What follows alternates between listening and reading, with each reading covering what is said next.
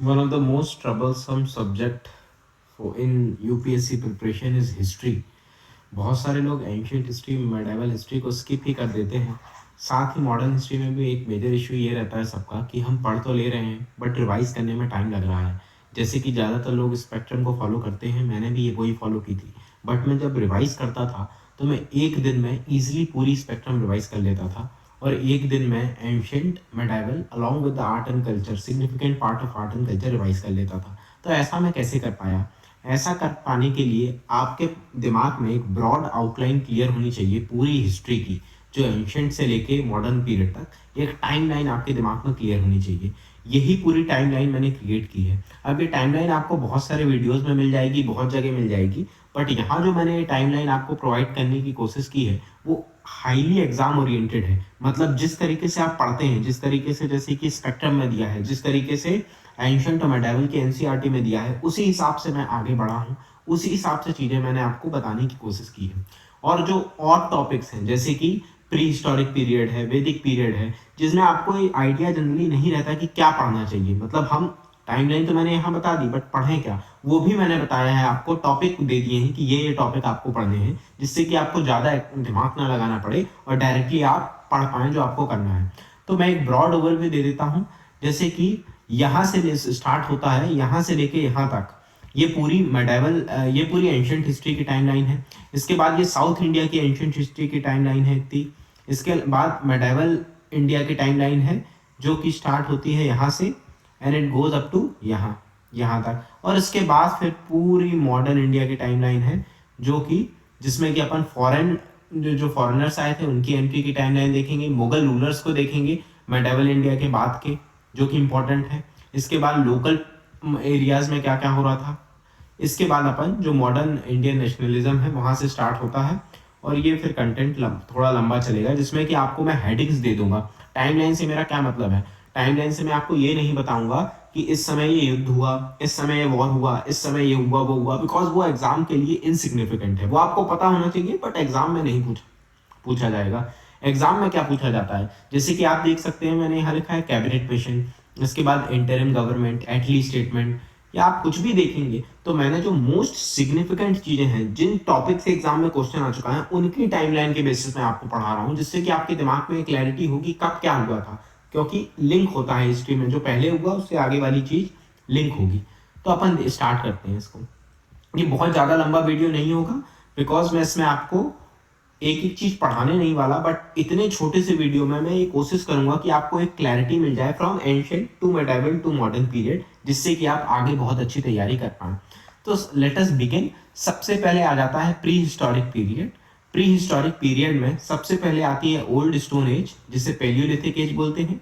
Middle stone age known as Mesolithic age, then new stone age known as Neolithic, then copper और bronze age chalcolithic, and megalithic age और iron age. इसके time period ये दिए हुए हैं। Time period याद रखना इतना ज़्यादा ज़रूरी नहीं है, बट एक रफ आइडिया आपको होना चाहिए कि 10,000 BC से पहले ये था, फिर इसका ये था, ये आपको एक रफ आइडिया होगा तो चल जाएगा। अब ये तो एक टाइमलाइन हो गई। प्री हिस्टोरिक पीरियड में जनरली ये कंफ्यूजन रहता है कि हम पढ़ें क्या। हमने टाइमलाइन देख लिया, अब हम पढ़ें क्या। एक तो हड़प्पन सिविलाइजेशन है जो कि इस टाइम थी, इसके बारे में डिटेल में आपको पढ़ना है। अब इसके सब टॉपिक मैंने इसलिए नहीं दिए हैं because it is a very common topic. जो कॉमन बहुत टॉपिक हैं उनके बारे में मैं आपको सब टॉपिक नहीं दूंगा, बिकॉज कोई भी आप बुक पढ़ें, कोई भी सोर्स पढ़ें, कोचिंग का पढ़ें, कुछ भी पढ़ें, इसके बारे में तो वहाँ दिया ही होगा। तो जो भी दिया है वो आपको डिटेल में पढ़ना है। लेकिन बाकी जो पूरा प्री हिस्टोरिक है, इसमें क्या पढ़ना है? इसमें आपको इंपॉर्टेंट साइट्स पढ़नी है।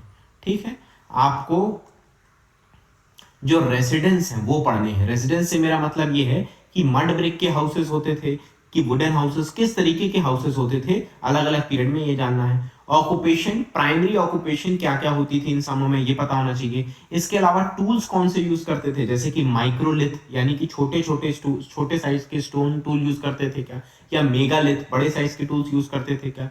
पॉटरी कौन कौन सी होती थी खासकर मेगालिथिक एज में, है ना। जो भी पॉटरी स्पेसिफिक होगी वो आपको पता होनी चाहिए। इसके अलावा बरियल कैसे करते थे, जैसे कि मेगालिथिक एज में या आयरन एज में जो मेगालिथ्स होते थे, इनके साथ इंसान को बरी किया जाता था। मतलब जहां इंसान को गाड़ रहे हैं वहां ये भी रखे जाते थे।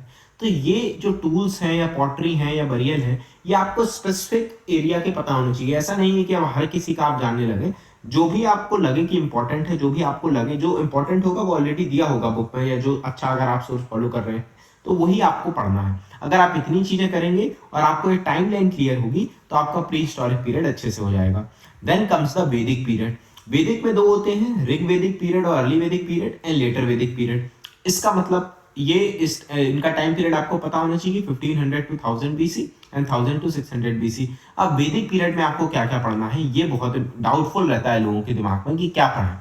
तो वैदिक पीरियड में आपको सबसे पहले पढ़ना है origin, then language, then political organisation, जो दो तीन लास्ट किंगडम है उनके बारे में भी पता होना चाहिए, देन सोशल लाइफ, मतलब कास्ट का क्या था, फीमेल की लाइफ कैसी थी, देन इकोनॉमी, इकोनॉमी में मेजर ऑक्यूपेशन क्या थे, क्वाइंस मेजर क्या थे, इस पर डायरेक्टली क्वेश्चन आ जाता है, देन रिलीजन कौन सा था। और ये आपको दोनों का सेपरेट पढ़ना है, यानी कि इसका अलग होगा, इसका अलग होगा, और दोनों में कंपैरिजन करना है कि कैसा था। तो इतनी चीजें अगर आप पढ़ रहे हैं वैदिक पीरियड की और अलग अलग पढ़ रहे हैं ऋग वैदिक या लेटर वैदिक पीरियड में, तो आपका काम हो जाएगा।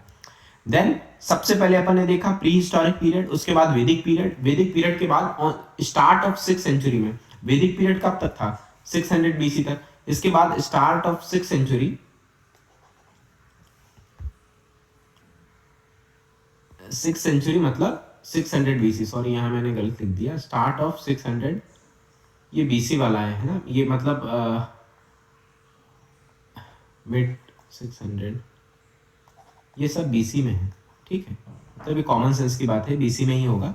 तो सबसे पहले जैसे कि अपना 1000 से 600 बीसी हो गई, इसके बाद इसके स्टार्ट ही पीरियड में महाजनपद आ गए, ठीक है। महाजनपद में बहुत सारे मतलब 16 मेजर किंगडम्स थे महाजनपद में। ये बुद्धिस्ट एंड जैन लिटरेचर में ऐसा लिखा हुआ है कि 16 मेजर किंगडम्स थे on the start of 600 BC के आसपास। उसके बाद मिड 600 बीसी में 4 मेजर किंगडम बन के उभरे, इनमें से 16 किंगडम्स में वत्स, अवंती, कोसला एंड मगध। इसमें भी सबसे इंपॉर्टेंट था मगध। अब मगध के बारे में थोड़ा आपको डिटेल में पता होना चाहिए, इनके बारे में नहीं होना चाहिए। मगध के बारे में हर्यंका डायनेस्टी थी, इसमें बिंबिसार और अजातशत्रु रूरल थे, और कैसे वर्धमान महावीर इनसे मिले, कैसे गौतम बुद्ध के टाइम, ये सब आपको बेसिक आइडिया होना चाहिए।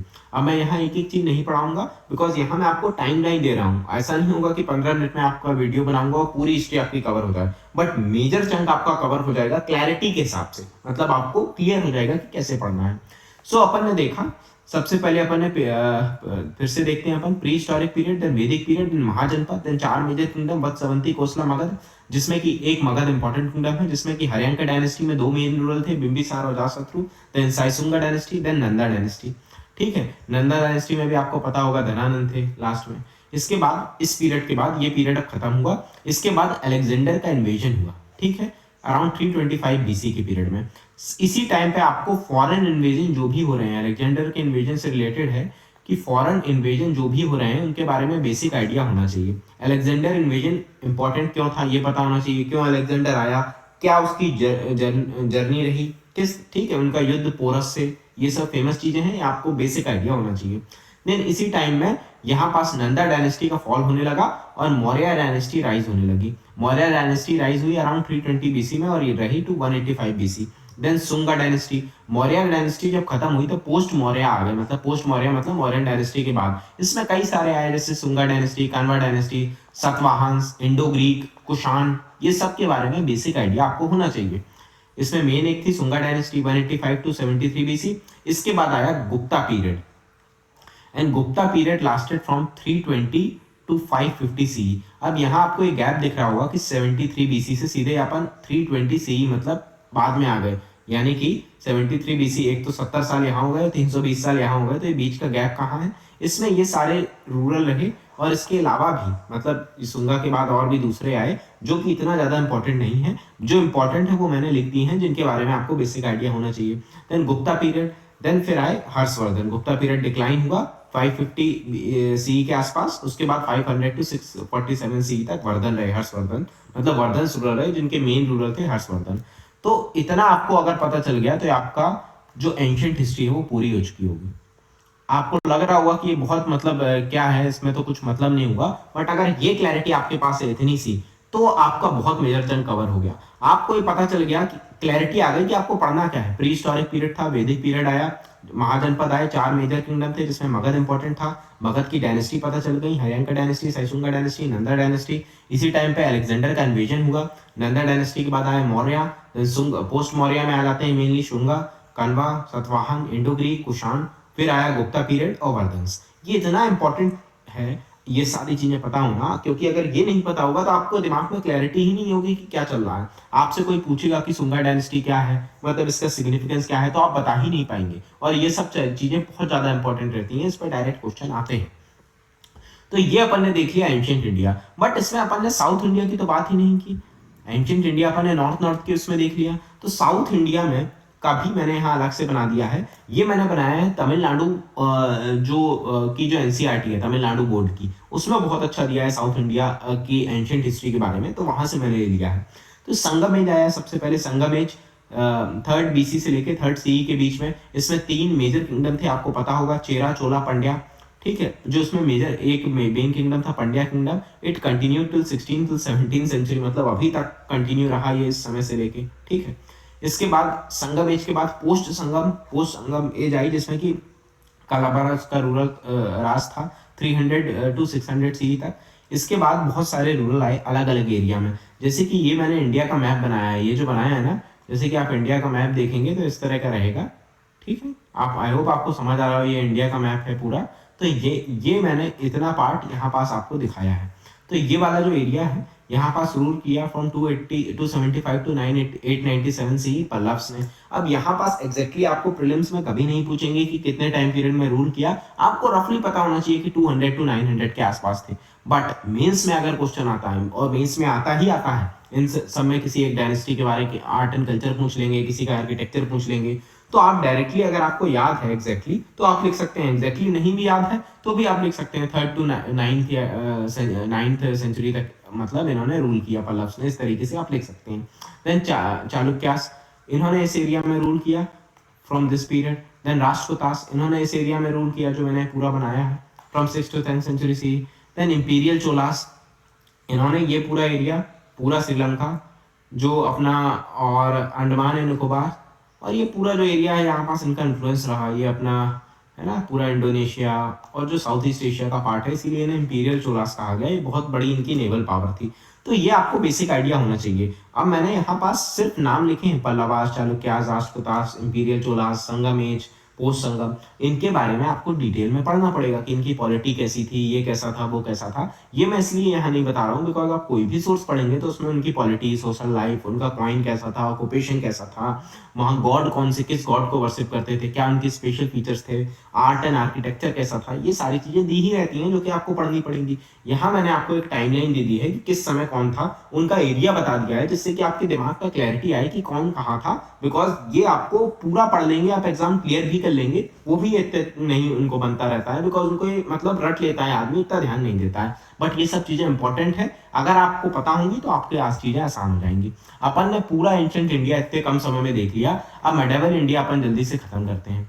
मेडिवल इंडिया में सबसे पहले स्टार्ट होता है, कोई भी आप बुक पढ़ेंगे तो यहीं से स्टार्ट होता है, ट्राइपार्टाइट स्ट्रगल। यही पहली इंपॉर्टेंट चीज है। गुर्जर, पाथरियास, पालास एंड राष्ट्रकूटास के बीच में हो रहा था इस टाइम पीरियड में, 750 टू 1200 CE के बीच में। और इस समय साउथ में, ये तो अपन ने बता दिया, और साउथ में, इसके फर्दर साउथ में इंपीरियल चोलास का रास्ता अपन ने ऊपर देखा ही है। अपन ने ऊपर देखा है कि 9 से 12 सेंचुरी तक के बीच में थे, तो यही मैंने यहाँ पास लिखा है, 8 टू 12, 9 टू 12 सेंचुरी के बीच में थे। इसके अलावा फिर जो इंपॉर्टेंट इवेंट्स थे, अब बहुत सारी चीज़ें हुई, बहुत सारों का राज आया, बट जो इंपॉर्टेंट चीज़ें हैं जो एग्जाम में पूछी जाएंगी, जो सिग्निफिकेंस, जिन चीज़ों का सिग्निफिकेंस है वही अपन देखेंगे। जैसे कि इसके, ये पहली इंपॉर्टेंट चीज़ हो गई। इसके बाद अपन टाइमलाइन में आगे बढ़े तो महमूद गजनी का एंट्री हुई फ्रॉम 1001 टू 1025 CE। फिर मोहम्मद गौर की एंट्री हुई, ये मल्टीपल टाइम्स आया है ना। ये बैटल ऑफ, ये 1192 बैटल ऑफ तराइन हुआ था पृथ्वीराज चौहान, ये आपको पता होना चाहिए। ये मैंने बेसिक टाइमलाइन दे दी है। इसके बाद स्टार्ट हुई दिल्ली सल्तनत फ्रॉम 12, जब ये महमूद ऑफ गौर मर गया, इसके बाद 1206 से दिल्ली सल्तनत स्टार्ट हुई टिल 1526। इसमें सबसे पहले थी मामलुक या स्लेव डायनेस्टी। ये टाइम पीरियड आपको पता होना चाहिए, 1206 टू 1290, देन 1290 टू 1320। ये बेसिक टाइम पीरियड है दिल्ली सल्तनत का, जो आपको पता होना चाहिए, इतना कठिन नहीं है याद करना, अगर आप 1-2 बार पढ़ेंगे तो याद हो जाएगा। सबसे पहले अपन ने देखा मामलुक के slave dynasty, then Khilji dynasty, then Tughlaq, then Sayyid dynasty, then Lodhi dynasty. ये दिल्ली सल्तनत की डायनेस्टी है सीक्वेंस वाइज। फिर ये लास्ट डायनेस्टी थी, ये रही अप टिल 1526 और 1526 में ही पहला बैटल ऑफ पानीपत हुआ जिसमें कि लास्ट जो रूलर थे लोधी डायनेस्टी के उन्हें हरा दिया बाबर ने एंड एस्टेब्लिश कर दी Mughal dynasty which lasted from 1526 to 1857। Babur ने स्टार्ट की 1526 से 1530 में इनकी डेथ हो गई। उसके बाद हुमायूं आए, हुमायूं 1530 से 1540 तक रहे। उसके बाद सेकंड अफगान एम्पायर आया। सेकंड अफगान क्यों कह रहे हैं, बिकॉज जो लोधी थे ये पहले अफगान थे, मतलब अफगान जो रूरल थे अफगानिस्तान के थे। सेकंड अफगान एम्पायर आया, ये रहा 1540 से 1555 तक। उसके बाद ये हुमायूं चले गए थे, वापस आए, है ना, हुमायूं रिटर्न हुआ। देन अकबर आए, देन जहांगीर, शाहजहां, औरंगजेब। इतना अगर आपको पता चल गया तो ये खत्म हो गई। यही तो है पूरी मेडिवल इंडिया। अब आ गई मॉडर्न इंडिया। एक बार अपन देखते हैं, अभी आपको लग रहा होगा कि ये क्या बताया, बट अभी अपन जल्दी से देखेंगे तो आपको समझ आ जाएगा।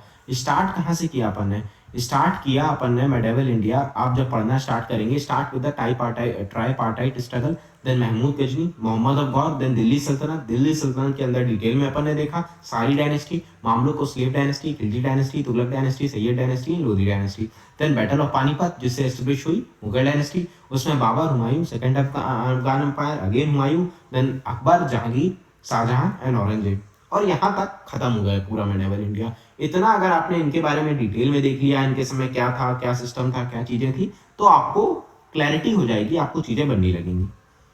Then modern India history. Modern India history start from 1857 और अभी तक चल रही, ठीक है। तो मॉडर्न इंडिया हिस्ट्री में अब मैं डायरेक्टली जैसे ऊपर बताया वैसे नहीं बताऊंगा, बिकॉज ये बहुत ब्रॉड है, तो अपन इसे सेगमेंट में डिवाइड करेंगे।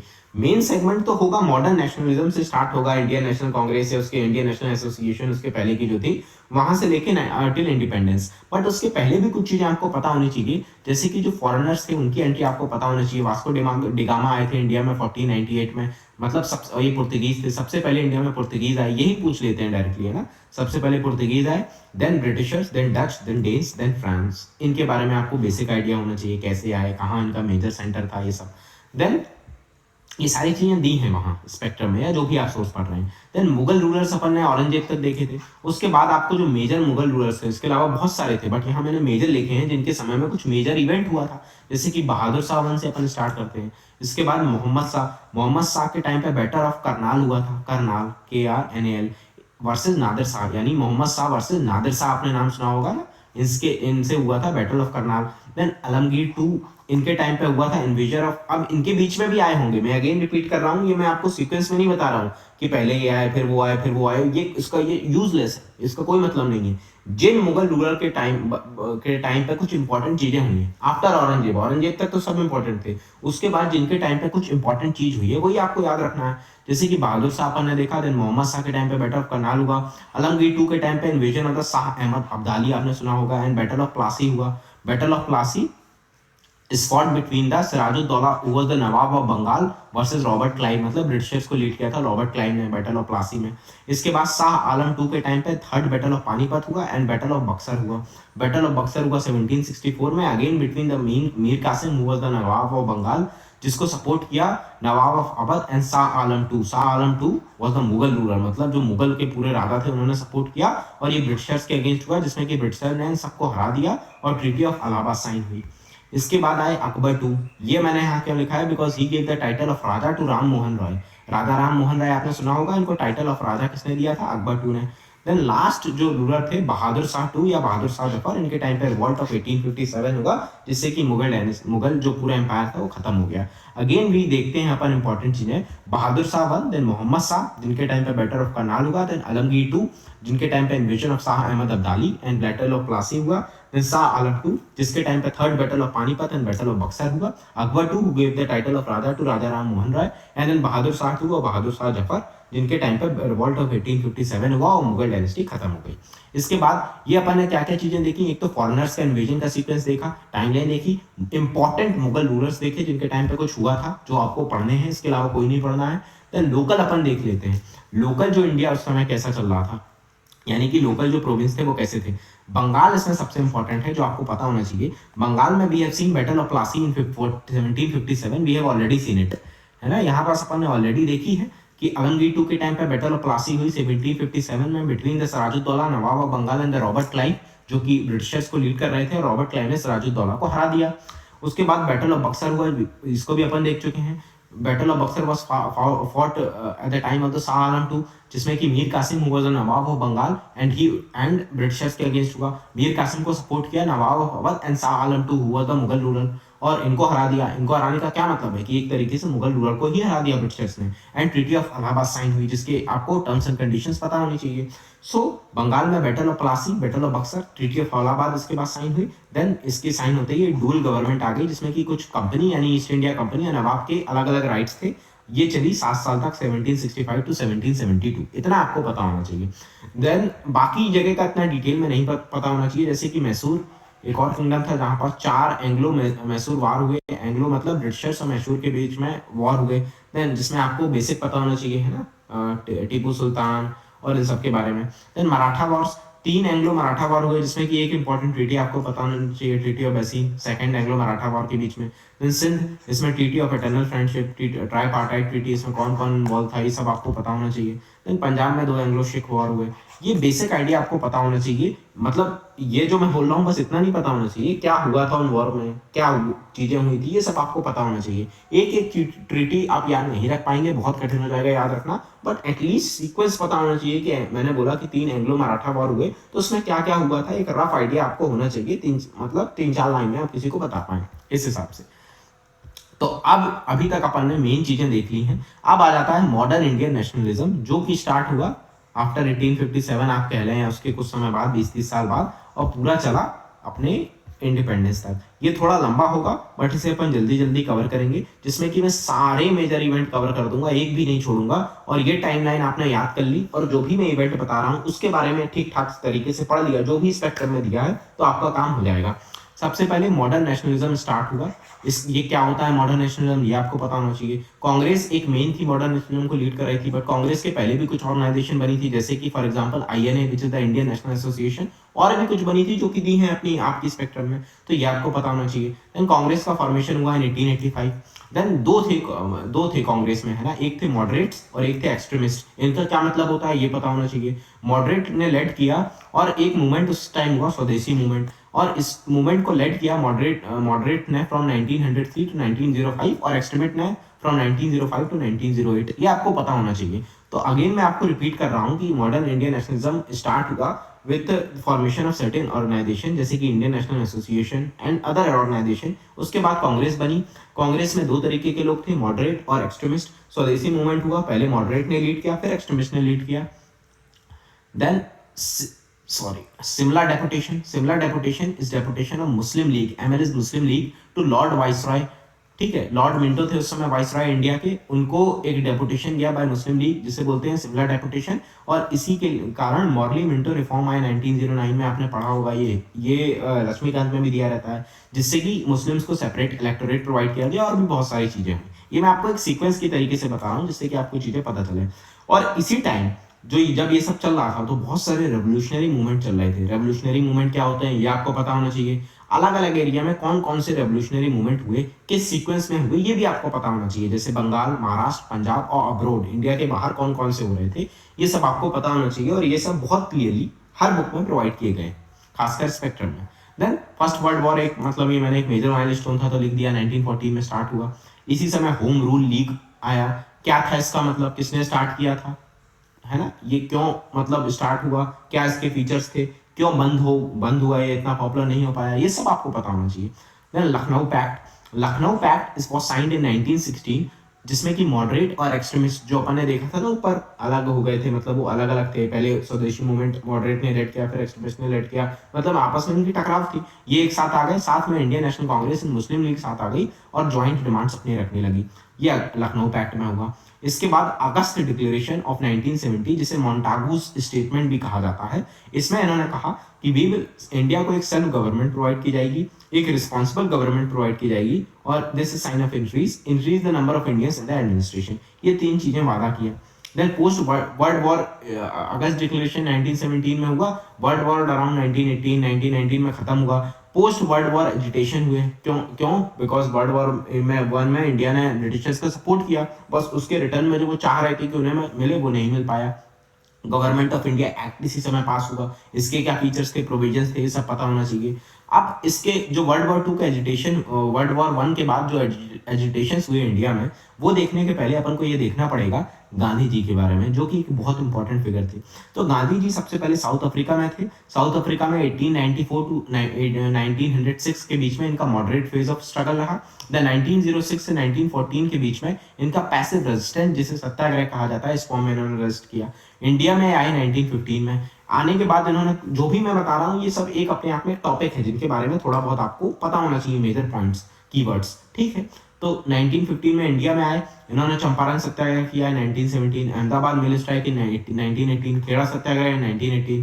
देन जो अपना रिवॉर्ड, वर्ल्ड वॉर 1 के बाद इंडियन सोच रहे थे कि उन्होंने ब्रिटिशर्स को सपोर्ट किया है तो उन्हें कुछ रिवॉर्ड मिलेगा, रिवॉर्ड नहीं मिला, बल्कि एक एक्ट आ गया, रोलाट एक्ट। अब इनके प्रोविजंस आपको पता होना चाहिए, बेसिक प्रोविजन। इसी के रिस्पॉन्स में एजुटेशन होने लगे। फिर जलियांवाला बाग मैसेकर हुआ 1919 में, इसको देखने के लिए कमीशन आई, हंटर कमीशन। इसने क्या किया, फिर खिलाफत इशू, खिलाफ हंटर, एक तो इसको देखने के लिए हंटर कमीशन आई। इसी समय एक इशू राइज हो रहा था, खिलाफत इशू 1919 में। ये क्यों राइज हो रहा था, because of dismantling of Ottoman empire world war 1 के बाद। एंड खलीफा was the spiritual leader of Muslim, तो डिसमेंटल कर दिया गया ऑटोमन एम्पायर और खलीफा को, जिससे कि खिलाफत इशू राइज होने लगा, जिससे कि गांधी जी ने इसे एक अपॉर्चुनिटी की तरह देखा और हिंदू मुस्लिम यूनिटी, मतलब हिंदू मुस्लिम ने साथ में एक मूवमेंट स्टार्ट किया जिसका नाम दिया गया खिलाफत non cooperation movement. Jallianwala Bagh massacre, Hunter commission, इन सबको अपोज करने के लिए, ठीक है। इसके बाद आ जाता है 1920, जिस नागपुर कांग्रेस सेशन। इसमें क्या क्या हुआ, ये मैं मेन चीजें आपको बता रहा हूँ। देन विड्रॉल ऑफ खिलाफत non cooperation movement in 1922 after Chauri Chaura incident, ये आपको पता होना चाहिए। देन इसके बाद क्या चल रहा था, ये विड्रॉ हो गया, मूवमेंट खत्म हो गया। इसके बाद आ गए दो लोग, Swarajist and no changer. Swarajist का क्या मतलब वो था, और नो चेंजर के क्या व्यू थे। एक सेकंड आप रुक जाइए, मैं थोड़ा सा इसमें चार्ज में लगा दूं, मैं बंद हो जाएगा लैपटॉप।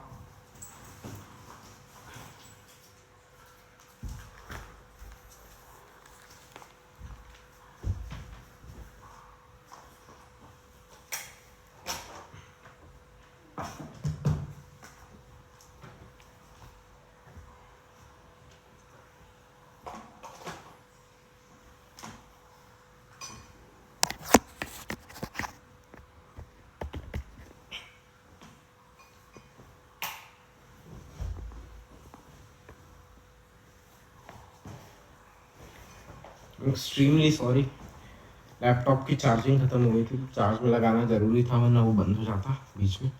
तो अपन क्या देख रहे थे, अपन देख रहे थे कि जलियांवाला बाग मैसेकर, इसको देखने के लिए हंटर कमीशन आई, खिलाफत इशू हुआ, इन दोनों को, मतलब इन तीनों के अगेंस्ट खिलाफत नॉन कॉपरेशन मूवमेंट स्टार्ट किया गया, जिसमें हिंदू मुस्लिम यूनिटी थी। देन 1920 में नागपुर कांग्रेस सेशन हुआ, जिसके बारे में आपको पता होना चाहिए। Then withdrawal of this movement in 1922। Then Swaraj, इस ये मूवमेंट पूरा खत्म हो गया। इसके बाद स्वराजिस्ट और नो चेंजर, ये क्या थे, स्वराजिस्ट क्या सपोर्ट कर रहे थे कि अपन को इलेक्शन लड़ना चाहिए, नो चेंजर कह रहे थे कि नहीं, ये पैसिव रेजिस्टेंस, ये स्ट्रगल जारी रखना चाहिए। इसके बाद गया कांग्रेस सेशन में स्प्लिट हो गया इन दोनों के बीच में 1922 में। फिर बेलागाम सेशन हुआ, जिसमें इन दोनों के बीच में एग्रीमेंट कराया गांधी जी ने 1924 में। उसके बाद जो अपने स्वराजिस्ट थे वो कह रहे थे इलेक्शन लड़ेंगे, नो चेंजर कह रहे थे कि वही जो पहले कर रहे थे पैसिव रेजिस्टेंस वो जारी रहेगा। स्वराजिस्ट ने इलेक्शन लड़ा, फिर इलेक्शन ये जीत गए कई जगह, तो इन्होंने क्या वर्क किया, इन्होंने इलेक्शन नहीं लड़ा तो इन्होंने क्या वर्क किया। So work of Swarajist and no changer in this time, ये आपको पता होना चाहिए। देन इसी समय जब ये सब हो रहा था तो बहुत सारे रेवोल्यूशनरी मूवमेंट चल रहे थे 1920s में, जैसे कि HRA the Hindustan Republican army, और इसके अलावा बहुत सारे मूवमेंट चल रहे थे, जिसके लिए एक अलग से चैप्टर दिया है स्पेक्ट्रम में, जो आपको पता होना चाहिए। देन साइमन कमीशन आई, ये सब चल रहा था। फिर एक कमीशन आई साइमन कमीशन देखने के लिए कि कैसा चल रहा है एडमिनिस्ट्रेशन, इन सब चीज़ों के बारे में देखने के लिए 1927 में।